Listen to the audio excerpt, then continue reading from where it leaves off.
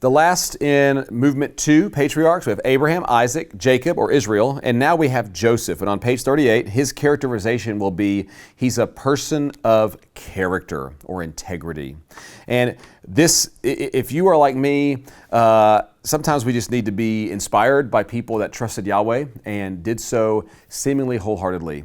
And Joseph is that guy. He a great character study for you and for me. You can see the box here of how he trusts Yahweh with integrity, even though a lot of the situation and circumstances of his life are completely sideways and they go completely wrong. He keeps his integrity and keeps his trust in Yahweh. And on page 39, once again, we have a horizontal chart now just of Joseph's life. And you can see the 4 movements of his life. He begins in this place of youthful arrogance. We might say he seems to be a little bit of a punk in his young years. He seems really happy about how his father loves him the most and he has more stuff than his brothers. And because of that, he's going to experience some really painful events. Now, I want you to notice Joseph's quote, rise to prominence on page 39.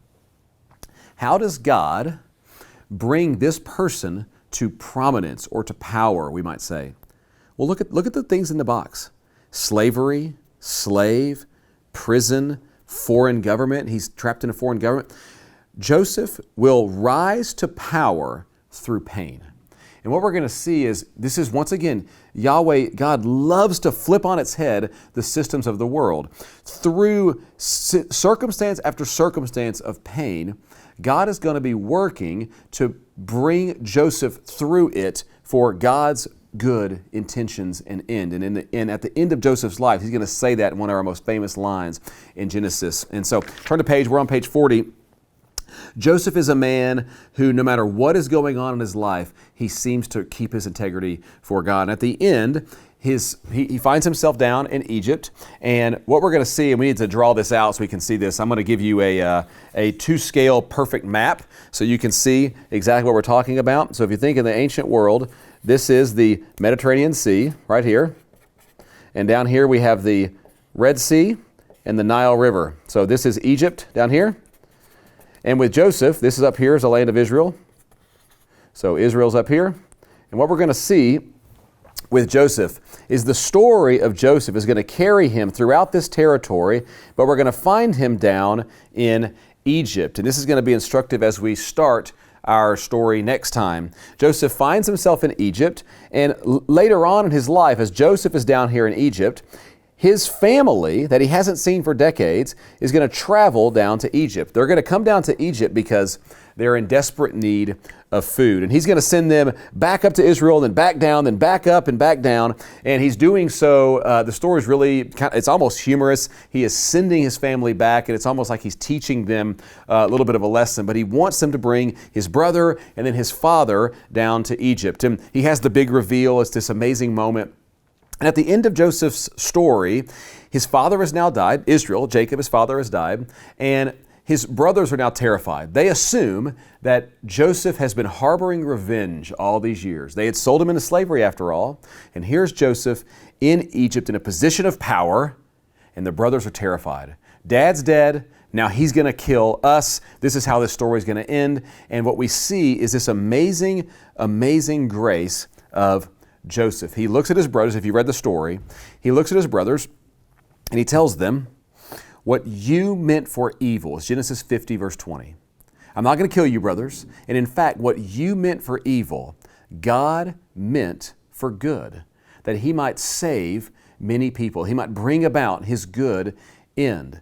And this is an idea that our New Testament authors will pick up on frequently. And so that is Joseph's, the end of Joseph's story is this amazing note of trusting in him. Now, before we get there, or before we finish this session, what we're going to see is before the 12 tribes, including Joseph, before their father Jacob dies, he's going to make this poetic, prophetic announcement. We see it in Genesis 49. There, the father of the 12 tribes, Jacob, remember his name is changed to Israel, he will look at all of his sons and he'll pronounce blessing on them. And we're going to highlight one of those particular blessings. And the one we're going to highlight is Judah. We have it printed for you on page 41. Notice what we see.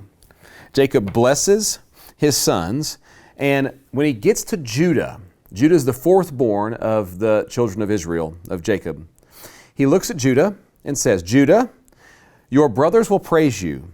Your hand will be on the neck of your enemies. Your father's sons will bow down to you. You are a lion's cub, Judah. You return from the prey, my son. Like a lion, he crouches and lies down. Like a lioness, who dares to rouse him? Now here's the verse. The scepter, what is a scepter? It is the symbol of kingship. It's the symbol of rule. The scepter will not depart from Judah, the tribe of Judah. Kings will come from Judah, nor the ruler's staff from between his feet. I want you to underline the word until and circle the word until he.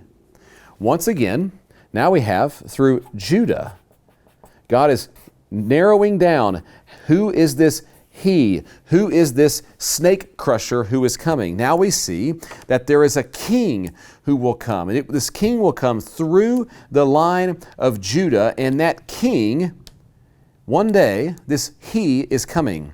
And when it comes to the one that he belongs, the obedience of the nations shall be his.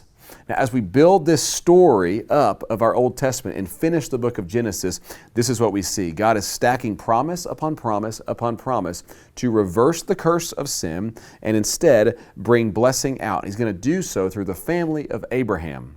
So, our first movement of the Panorama timeline is prologue. It is creation, fall, flood, tower. The second movement of the Panorama timeline is patriarchs, four key people. Those are Abraham, Isaac, Jacob, and Joseph. And we might encourage you to pick up one of those characters, just do a study on their characterization, look at their life, and ask the question, how might you trust, what do you learn about trusting Yahweh and failing to trust Yahweh that you can apply to your own life? And that finishes us up on movement number 2, patriarchs.